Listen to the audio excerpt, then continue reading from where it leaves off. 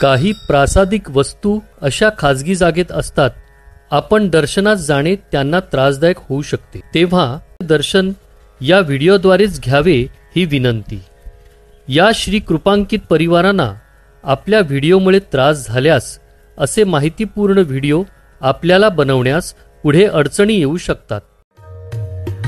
स्वामी पादुकांचा महिमा काय सांगू आता तुम्हा. योगी मुनीश्वर देव सदा ध्याती ठेवूनी भाव.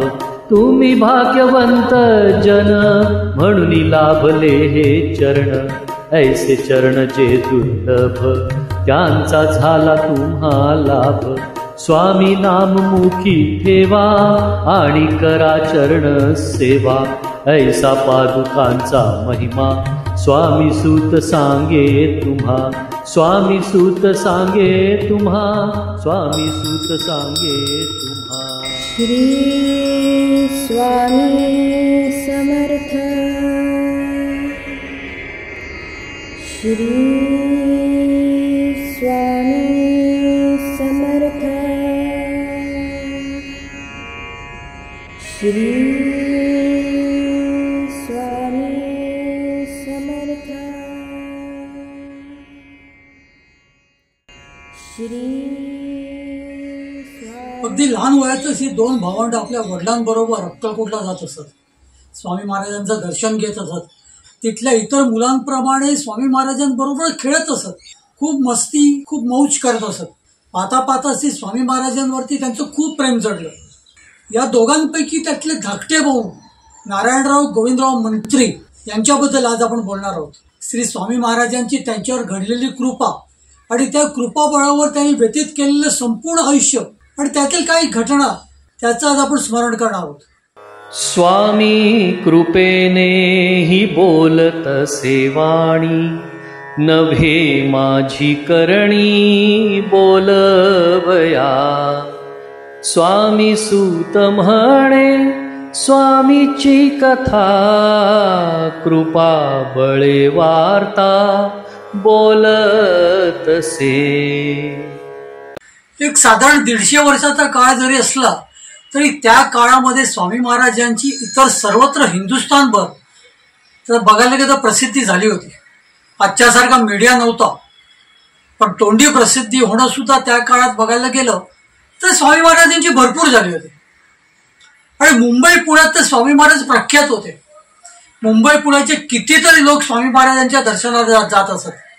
मुंबईचे गोविंदराव मंत्री हे सुद्धा स्वामी महाराजांच्या दर्शनाला जात. ते ज्या वेळेला स्वामी महाराजांच्या दर्शनाला जात त्याच्याला ते सहकुटुंब जात. ते त्यांच्या पत्नी आणि त्यांच्याबरोबर त्यांची 2 लहान मुलं असायची, काशीनाथराव आणि नारायणराव. आपण कितीतरी वेळा याच्या आधी बोललेलोच आहोत. महाराजांना लहान मुलं खूप आवडायची आणि त्यामुळे बहुतांश वेळ ते लहान मुलांबरोबर खेळण्यातच घालवत असत. भक्त मंडळी स्वतः स्वामी सुद्धा बालउन्मनी अवस्थेत असायचे, म्हणजे अगदी लहान मुलाप्रमाणे. पण त्यात लहान मुलांच्या बरोबर रममाण होण्यामध्ये त्यांना खूप मौज वाटायची. अक्कलकोटची सगळीच लहान लहान मुलं स्वामी महाराजांबरोबर खेळत असत. महाराज सुद्धा त्यांच्याबरोबर बागडत असत. हे नारायण आणि काशीनाथ हे दोघे स्वामी महाराजांबरोबर खेळत. स्वामी महाराजांबरोबर अगदी भरपूर मौज मस्ती करत. आपण याच्या आधी एक सुंदररावांचा व्हिडिओ केलेलाच आहे.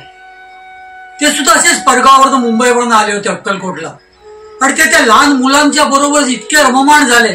स्वतः सुद्धा खूप लहान होते आणि पाहता पाहता स्वामी महाराजांचे सवंगडे होऊन गेले. स्वामी महाराजांनी त्यावेळेला त्यांना एक स्फटिकाच्या पादुका दिल्या होत्या, त्याबद्दलचा आपण व्हिडिओ केलेला आहे. भक्त म्हणजे अगदी तसंच ते काशीनाथ आणि नारायण सुद्धा स्वामी महाराजांच्या बरोबर अगदी भरपूर खेळत असत. पाहता पाहता खरोखर महाराजांवरती त्यांचा अगदी स्वतःच्या आजोबा असल्यासारखं प्रेम चढलं. आणि या दोन्ही लहानच्या वाढत्या वयात सुद्धा स्वामी महाराज हा त्यांचा श्वास होऊन बसला. त्यांचं संपूर्ण आयुष्य स्वामी नामात गेलं. स्वामी महाराज हे देव हे परमात्म्यापेक्षा त्यांना स्वतःचे आजोबा वाटायचे आणि त्यांच्या बरोबर ते नेहमी खेळत असायचे.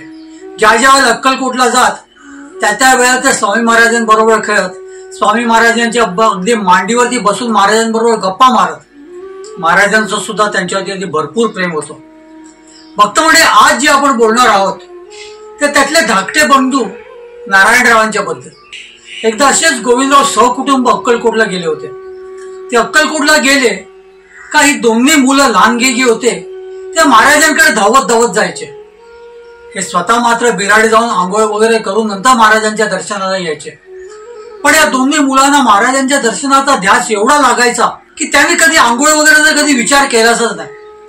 अक्कलकोटला पोचल्या ते धावत धावत महाराजांच्याकडे वटवृक्षाच्याकडे जायचे.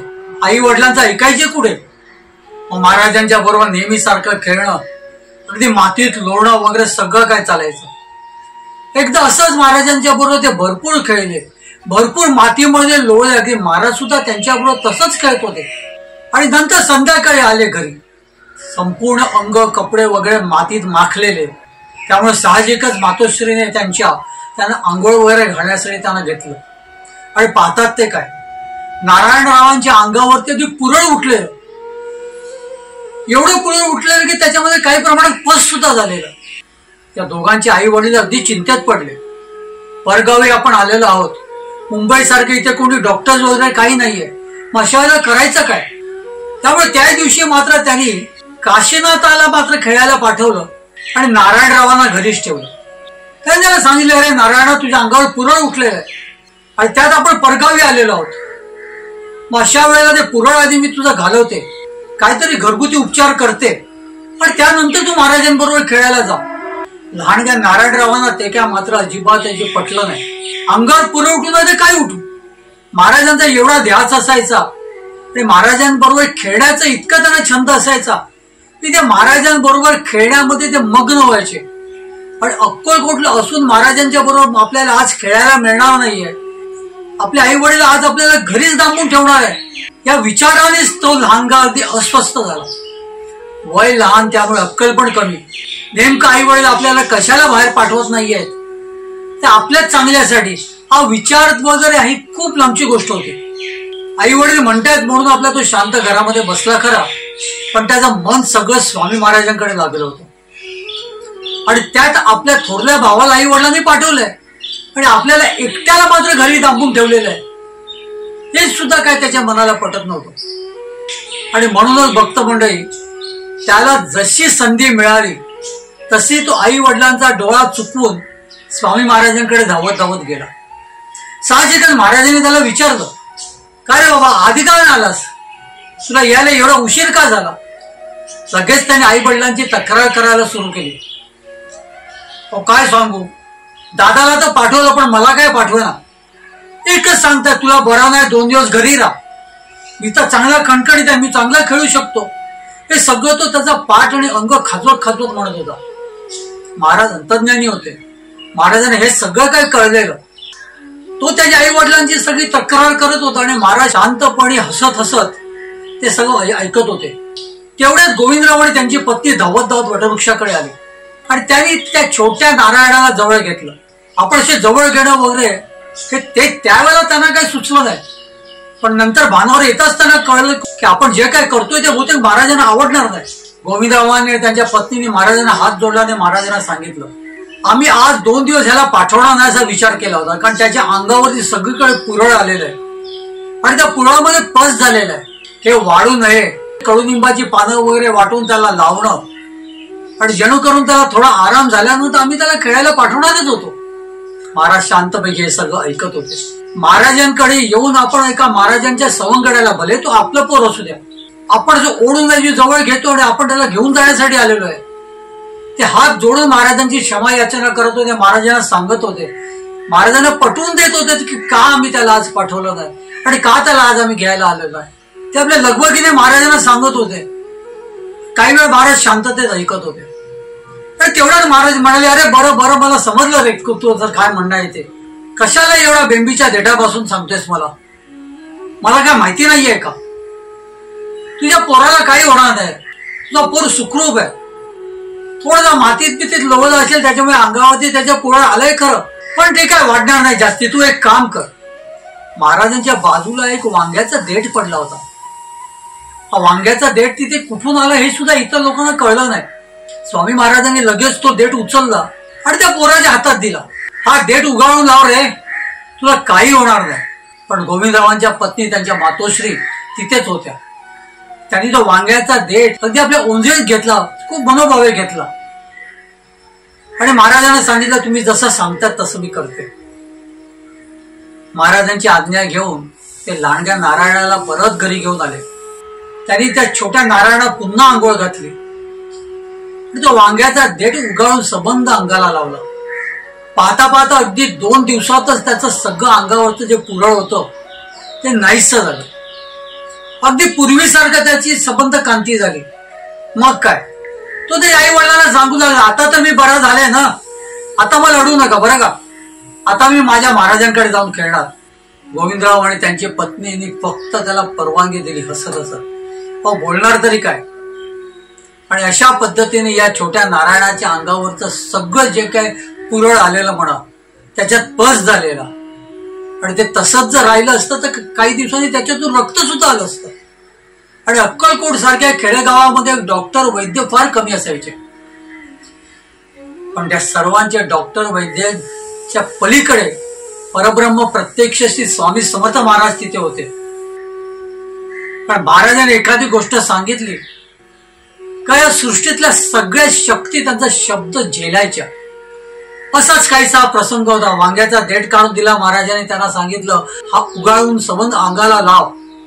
मग त्या वांग्याच्या देठाचे गुणधर्म काही असोत, महाराजांच्या मुखातून आलेलं आहे ना, मग सगळ्या शक्ती एकजुटून महाराजांचा शब्द झेलला जायचा. आणि अशाच पद्धतीने त्या वांग्याचा देठ उगाळून त्या छोट्या नारायणाच्या आईने त्याला जेव्हा लावला त्याच्या अंगावरचं सगळं पुरळ गेलं. तो अगदी पूर्णतः बरा झाला आणि तो पुन्हा स्वामी महाराजांच्या त्या बाल सवंगड्यांमध्ये तो सामील झाला. अगदी पूर्वीसारखे खूप मजा मस्ती करू लागला. महाराज सुद्धा त्याला कधी कधी चिडवत, बघ मस्ती केली तर आईला सांगेन बरं का, मग 2-3 दिवसाची सुट्टी तुला बंद करून ठेवले जाईल. हे महाराजांनी सांगितले होते, तेवढा पुरता तो शांत व्हायचा. पण महाराज असते बाल सवंगडी, त्याचे बाल उन्मनी अवस्थेमध्ये असलेला हा परब्रह्म कशावर काय शांत राहणार. तो सुद्धा त्या मुलांमध्ये मुलांसारखा व्हायचा. लगेच स्वामी महाराज त्याला गुदगुदल्या करत हसायचे आणि सगळं काही पूर्ववत व्हायचं. पुन्हा तोच खेळ, पुन्हा तसंच मातीत लोणं, पुन्हा त्या औदुंबरमच्या पारंब्याला लटकणं, पुन्हा ती विटी दांडू, पुन्हा त्या गोट्या, असे सगळे खेळ त्यांचे चालत राहायचे. मुंबईला जाण्याची वेळ आली का या दोन्ही भावांचं अक्षरशः तोंड असं पडलेलं असायचं. महाराज त्यांना समजवायचे, अरे काही हरकत नाही, आता पुन्हा लवकरच तू येणार आहेस. भक्त मंडळी दोन्ही भावंड त्यांच्या आई वडिलांच्या पश्चात सुद्धा अक्कलकोटला नेहमी येत असत. आणि त्याचं सगळ्यात महत्वाचं कारण म्हणजे या दोन्ही भावंडांना स्वामी महाराजांनी त्यांच्या पादुका दिलेल्या आहेत बरं का. फार दुर्मिळ असे घराणे आहेत की ज्या घराण्यामध्ये 2 सख्या भावांना स्वामी महाराजांनी पादुका दिलेल्या आहेत वेगवेगळ्या.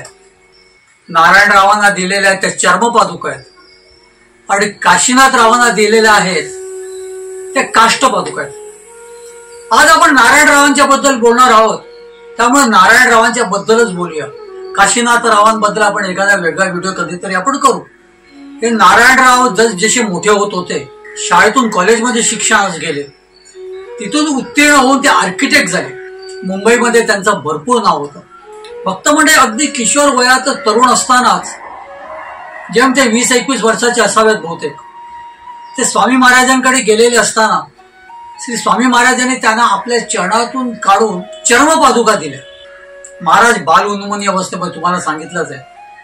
महाराजांनी अंगावर असं तसं बघायला गेलं तर काहीच बाळगलं नाही. अक्कलकोटच्या राजाने घातलेला जो कंठमणी होता तो इतका त्यांच्या गळ्यापर्यंत आलेला का तो कधी त्यांना दिसला नाही, म्हणून तो कायम राहिला. बाकी गळ्यात कोणी कुंडला घातली आणि त्यांचं लक्ष गेलं तर ते काढून फेकून देत. तसंच पादुका लंगोटी सुद्धा स्वामी महाराजांना सुंदरामाई नेसवायच्या. पण त्यांचं तिथे जरी लक्ष गेलं, आपल्याला कोणीतरी लंगोटी घातलेली आहे का महाराज एखाद्या लहान मुलासारखं ते काढून फेकून देतात. पण असाच काहीसा हा प्रसंग होता. कुठल्या तरी इतर भक्तांनी त्यांच्या पायामध्ये त्या चर्मपादुका घातल्या असाव्यात, कारण महाराज ज्याला चालायचे ते इतके सपासप चालायचे. मग ते निवडुंगाचं एखादं शेत असू दे किंवा बाबळीचं रान असू द्या, महाराजांचे पाय रक्तबंब व्हायचे, पण महाराज कधी थांबायचे नाही. आणि तो काटेरी परिसर जसा पार करताच महाराज बसायचे, आपल्या पायावरती सहज असे हात फिरवायचे आणि त्यांच्या पायातलं रक्त सगळं जणू काही कोणी पुसलं असावं.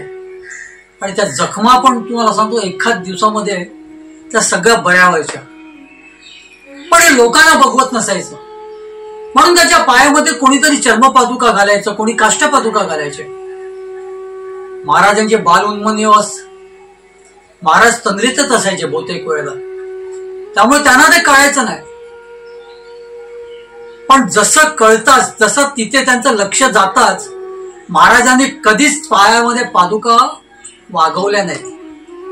अगदी स्वामी सूत महाराजांना ज्या दिलेल्या होत्या त्या मात्र 14 दिवस अगदी प्रेमाने पायामध्ये घातल्या होत्या, चरणामध्ये घातल्या होत्या. बाकी बघायला गेलं तर महाराजांनी अगदी कितीतरी लोकांनी त्यांच्या चरणामध्ये पादुका घातलेल्या आहेत, त्यांच्या चरणामध्ये चर्मपादुका घातलेल्या आहेत. महाराजांनी कधीच त्या वागवल्या नाहीत. महाराजांचं लक्ष जाताच समोर जो कोण भाग्यवंत हजर असेल त्याला ते काढून देत असत. आणि आताचे भाग्यवंत मात्र नारायणराव ठरले होते. आता नारायणराव हे स्वामी महाराजांचे लाडके, त्यांच्या सवंगडीपैकी एक. नारायणरावांची स्वामी महाराजांनी भरपूर चौकशी केली, त्यांना जवळ घेतलं, त्यांना अंजारलं, गोंजारलं, कसा आहेस विचारलं. आणि निरोप देते वेळी पायातल्या त्या चर्मपादुका काढल्या आणि त्या नारायणरावांच्या सुपूर्द केल्या. सगळ्यात मोठी धनप्राप्ती झाल्याचा आनंद त्यावेळेला झाला असावा. त्यानंतर नारायणरावांना उभ्या आयुष्यामध्ये एवढा आनंद कधी झाला असेल की नाही त्याची शंका आहे. प्रत्यक्ष परब्रह्माने त्यांच्या पायातून काढून चर्मपादुका त्यांना सुपूर्द करणं, तो प्रसाद म्हणून नारायणरावांना मिळणं, त्यांना खूप आनंद झाला. त्याने महाराजांचं दर्शन घेतलं, सगळं काय झालं. 2 दिवस राहिले तिथे आणि महाराजांचा निरोप घेऊन ते मुंबईला आले. मुंबईमध्ये महाराजांच्या पादुका त्यांनी देवघरामध्ये ठेवल्या आणि त्या पादुका ते पूजू लागले. फक्त म्हणजे हे नारायणराव जसजसे मोठे होत होते तस स्वामी नामाची भक्ती त्यांच्या हृदयात अधिकाधिक रुजू झाली होती, अधिकाधिक मुरत गेली होती. आणि त्यात पादुकांची रोजची पूजा, ते आर्किटेक्ट झाले आणि मुंबईमध्ये त्यांना भरपूर प्रसिद्धी मिळाली. मुंबईचे अगदी विख्यात आर्किटेक्ट म्हणून त्यांची प्रसिद्धी होती. हा जो काळ होता त्याला स्वामी महाराजांनी देह ठेवला होता. त्याच्या अगोदर 4 वर्ष स्वामीसूत महाराजांनी सुद्धा देह ठेवला होता. आणि स्वामी महाराज आणि स्वामीसूत महाराजांनी देह ठेवून झाल्यानंतर कितीतरी वर्षानंतरचा हा काळ होता. हे मुंबईचे ख्यातनाम आर्किटेक्ट होते. मोठमोठ्या ब्रिटिश संस्था, मोठमोठे पारसी धनिक लोक त्यांच्याकडून काम करून घेत. आणि ह्याच्यातच त्यांची त्याच काळातले अगदी बांधकामातले विख्यात गंगाराम साहेबू पुलींशी ओळख झाली. या ओळखीचं निमित्त असं की नारायणरावांकडे एका अशा इमारतीचं काम आलं की त्यावेळेला त्या ब्रिटिश सरकारला त्या इमारतीवरती एक मोठा घुमट बांधून पाहिजे होता, मोठा घुमट.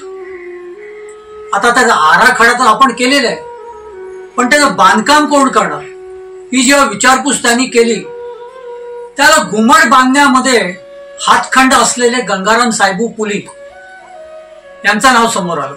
त्या गंगाराम साहेबू पुलींना नारायणराव जाऊन भेटले आणि या भेटीचा आनंद दोघांच्याही अगदी हृदयात मावेनासा झाला. त्याचं कारण म्हणजे दोघंही स्वामी महाराजांचे निस्सीम भक्त होते. अक्कलकोट स्वामी महाराजांचे निस्सीम भक्त होते ते. कारण गंगाराम साहेबू पुली हे स्वामीसूत महाराजांचे भक्त होते. आणि मंत्रींच्या बद्दल तुम्हाला माहितीच आहे, लहानपणापासून स्वामी महाराजांच्या अंगात खांद्यावर खेळलेले नारायणराव होते. त्यांची दोघांची इतकी गट्टी जमली का या दोघांनी मिळून कितीतरी इमारतींचं काम केलं पुढे. त्या ब्रिटिश अधिकाऱ्यांना जसं पाहिजे होतं तसं गंगाराम साहेबूंनी त्यांना व्यवस्थितरित्या ते घुमट बांधून दिलं. सगळेच खुश झाले आणि पुढे गंगाराम साहेबू पुलींबरोबर नारायणराव हे एकत्र काम करू लागले. 1907 साली कांदियावाडी मठाच्या बांधकामाला जेव्हा त्या काळातल्या म्युनिसिपालिटीची नोटीस आली की हे आता राहण्यासाठी सुरक्षित नाहीये, तेव्हा इथून तुम्ही ताबडतोब स्थलांतर करा, ही वास्तू व्यवस्थितरित्या त्याचं पुन्हा बांधकाम करून घ्या. पण त्यानंतर इथे तुम्ही खुशाल राहा. त्यावेळेला स्वामीसुत महाराजांनी स्थापन केलेल्या या कांदिवडीचा मठ, स्वामीसुत महाराजांनी तर देह ठेवलेला. त्यांच्या कन्या सिद्धामाई होत्या. सगळं काय सिद्धामाईच पाहत होत्या. स्वामी महाराजांची सेवा, तिथलं सगळं पूर्ण देखरेख व्यवस्था या सिद्धामाई सांभाळत होत्या. पण त्यात ही नोटीस आलेली, आता स्वामी महाराजांच्या पादुका घेऊन आपण जायचं कुठे आणि नेमकं करायचं का? आणि हा जो संबंध मठाला जी नोटीस आलेली आहे, या मठाचं बांधकाम कसं करायचं? कारण त्यांचं सगळं काय भिक्षेवरतीच चालायचं. सीतामाई सकाळी उठून भिक्षेला जायच्या, ते संध्याकाळी यायच्या आणि त्या भिक्षेवरती स्वामी महाराजांची पूजा, अर्थात स्वामी महाराजांचा नैवेद्य आणि त्याच्यातच आपला उदरनिर्वाह. मग अशा वेळेला मठाचं बांधकाम करायचं कसं? गंगाराम साहेबू पुली हे स्वामीसुत महाराजांच्या अगदी निस्सीम भक्त होते. स्वामीसुत महाराजांच्या सांगण्यावरनच ते स्वामी महाराजांची भक्ती करत. गुरुदेवशी स्वामीसुत महाराज त्यांना गुरुप्रमाण होते. त्यामुळे स्वामीसुत महाराजांच्याकडे प्रत्येक गोष्ट त्या स्थानावरती त्यांनी प्रसाद घेतल्याशिवाय ते कुठलीच करत नसत. स्वामीसुत महाराज हयात असताना स्वामीसुतांना ते विचारायचे, त्यानंतर दादाबुवांना विचारायचे. म्हणून एके दिवशी ते सिद्धामाईकडे आले.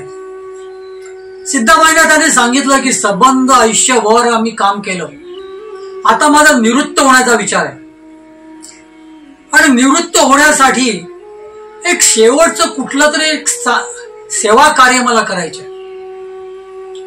ते नेमकं कुठे कसं करायचं ते कळत नाहीये. सिद्धामाईंना जाणीव झाली, त्यांना प्रत्यक्ष स्वामी महाराजांनीच आपल्याकडे पाठवलंय. त्या लगेच गंगाराम साहेबांना म्हणाल्या, अरे गंगाराम, ही जी वास्तू आहे ही वास्तूलाच म्युन्सिपालिटीची नोटीस आलेली आहे. त्यांच्या म्हणण्यानुसार त्यांनी आम्हाला ताबडतोब ही वास्तू खाली करायला सांगितलंय आणि इथे नवीन व्यवस्थेत इथे सुखरूप बांधकाम झाल्याशिवाय पुन्हा येऊ नका असं त्या नोटीसमध्ये लिहिलेलं आहे. तर तुला शेवटचं जर काय कार्य करायचं असेल आणि त्यानंतर तुला निवृत्त व्हायचं असेल तर तुझ्या या स्वामी सुतांचं, तुझ्या या सद्गुरूंचं या कामाचं बघ, हा मठ आम्हाला बांधून दे. सिद्धाबाईंचं हे म्हणणं ऐकून गंगारामांना खूप आनंद झाला. आपण निवृत्त होण्याचा विचार करतोय आणि अगदी सांगतेच जे आपल्याला सेवा कार्य मिळतंय, आपण निवृत्त होण्याचा विचार करतोय आणि निवृत्त होते वेळी चांगलं काम करून, एक चांगली सेवा करून आपल्याला निवृत्त व्हायचे आणि ती सेवा आपल्याला आपल्या सद्गुरूंचं स्थानच बांधण्याची आपल्याला मिळते. त्यापेक्षा मोठं भाग्य ते कुठचं, असा विचार करून ते खरोखर खूप आनंदी होतात. ते सिद्धामाईंना सांगतात, काही घाबरू नका, मी सगळं काय तुमचं करून देतो, अगदी व्यवस्थितरित्या या मठाचं बांधकाम करून देतो. लगेच संध्याकाळी सिद्धाबाई सगळे सेवेकरी जेव्हा येतात तेव्हा त्यांना सर्वांना सांगतात आणि त्यातले जे बापसी काका जे असतात ते बापसी काका म्हणतात, काही हरकत नाही, थोड्या वेळासाठी आपण पादुका आणि तुम्ही सर्वजण आमच्या बाजूच्या खोलीमध्ये या राहायला. आणि कांदेवाडीतला हा मठ गंगाराम साहेबू पुलेने 1907 साली भक्त मंडळी या बांधकामाचे आर्किटेक्ट, म्हणजे त्यांचा पूर्ण जो का आराखडा जो आहे मठाचा, तो त्या काळात आर्किटेक्ट नारायणराव गोविंदराव मंत्री या स्वामी भक्तांनी केलेला आहे. त्या स्वामी महाराजांच्या सवंगड्यांनी केलेलं आहे.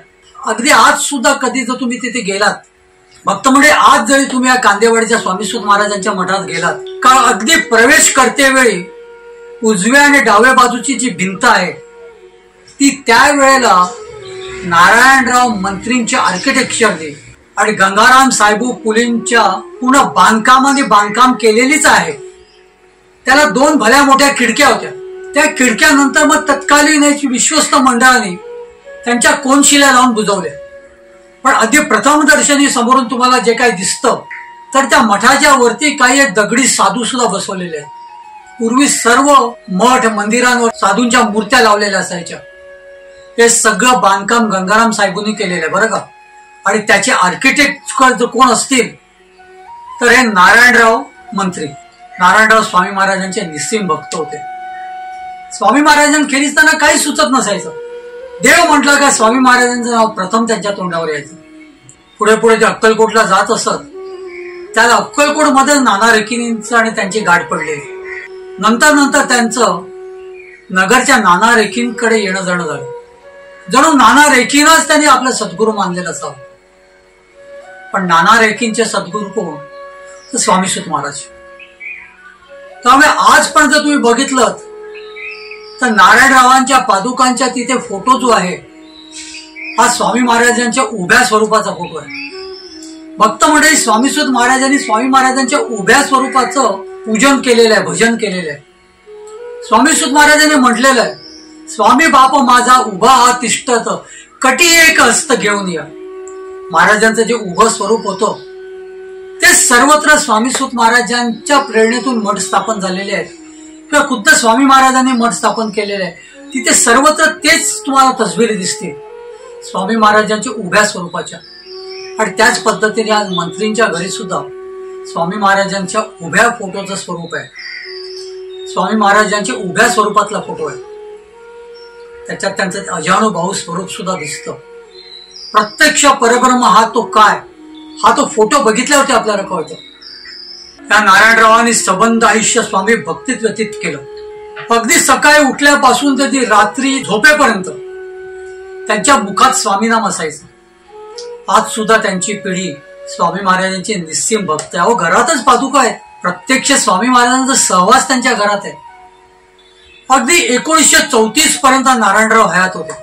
1934 साली वयाच्या 74व्या वर्षी त्यांनी स्वामी चरणी आपला देह विलीन केला. आज त्यांचे नातू गिरीशराव मंत्री आता स्वामी महाराजांच्या पादुकांचं सगळं पूजा अर्चा सेवा करते. फक्त म्हणजे एकच विनंती आहे, या स्थानामध्ये जाण्याच्या भानगडीत पडू नका. भक्त म्हणजे आपण सारखे गेलो तर कोणालाही तसं बघायला गेलं तर त्याचा त्रास होतो. त्यामुळे सर्वांना एकच विनंती आहे, या व्हिडिओमध्ये स्वामी महाराजांच्या पादुकांचं दर्शन घ्या. कुठल्याही घरी असलेलं स्थान जे असतं ना ते स्थान सार्वजनिक नसतं. त्यामुळे तिथे जाण्याने त्या घरच्या मंडळींना त्रास होऊ शकतो. आणि असा जर त्रास झाला तर पुढे आपल्याला अशा माहितीचे व्हिडिओज करणं सुद्धा शक्य होणार नाही. त्यामुळे भक्त मंडळी विनंती आहे, हात जोडून तुम्हाला सर्वांना सांगतो की हा पत्ता शोधण्याच्या भानगडीत पडू नका. आणि ज्यांना माहिती असेल ते उगाच कॉमेंटमध्ये देऊ पण नका.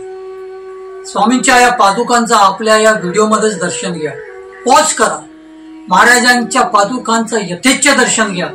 महाराजांना स्मरण करा, त्या भाग्यवंत नारायणरावांना स्मरण करा आणि हात जोडून म्हणा, श्री स्वामी समर्थ. स्वामी देई हेची दान, नित्य चरणाचे दर्शन, चरणाचे दर्शन, नित्य चरणाचे दर्शन. मज नको धन दारा, तुझ्या चरणी द्यावा थारा, चरणी द्यावा थारा, तुझ्या चरणी द्यावा थारा. मज ठेवावे भिकारी, सुखे करीन चाकरी, सुखे करीन चाकरी. तुझे नाम माझी जोड, मुखी राहो तेची गोड, राहो तेची गोड, मुखी राहो तेची गोड. स्वामी देई हेची दान, नित्य चरणाचे दर्शन, चरणाचे दर्शन, नित्य चरणाचे दर्शन. तुझ्या चरणी माझा माथा, ऐसे करी दीनानाथा, ऐसे करी दीनानाथा. तुझ्या नामी लागो छंद, मज द्यावे दास पद, द्यावे दास पद, मज द्यावे दास पद. स्वामी देई हेची दान, नित्य चरणाचे दर्शन, चरणांचे दर्शन, नित्य चरणांचे दर्शन. सुत मागे हेची दान, सुत मागे हेची दान. तुझ्या चरणी होऊलीन, तुझ्या चरणी होऊलीन. स्वामी देई हेची दान, नित्य चरणांचे दर्शन, चरणांचे दर्शन, नित्य चरणांचे दर्शन. मज नको धन दारा, तुझ्या चरणी द्यावा थारा, चरणी द्यावा थारा, तुझ्या चरणी द्यावा थारा. स्वामी देई हेची दान, नित्य चरणांचे दर्शन, चरणांचे दर्शन, नित्य चरणांचे दर्शन, स्वामी देई हेची दान, स्वामी देई हेची दान, स्वामी देई हेची दान.